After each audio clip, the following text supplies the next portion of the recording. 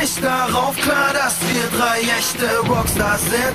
Ich lass mir von deiner Bitch die größte Flasche Wodka bringen.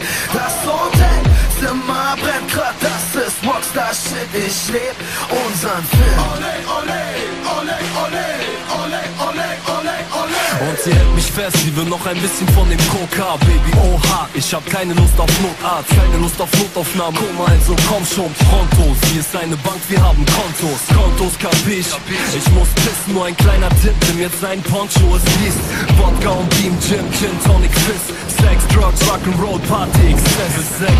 Ich häng viel zu oft spät in der Spilo, egal. Ich hab jetzt ein 8-Pack im Kino. Auf dem Strip in Las Vegas mit Robert De Niro, mit K1 und Blanco, werft Chips fürs Casino. Bingo, du hast jetzt erkannt, wie wir sind. Das Leben auf der Piste macht uns Fun wie als Kind. Gib den Blatt und ich lass ihn für die Nacht nicht mehr los. Ich bin charmant, sie lässt mich heute Nacht nicht mehr los. Du kommst nicht darauf klar, dass wir drei echte Rockstars sind.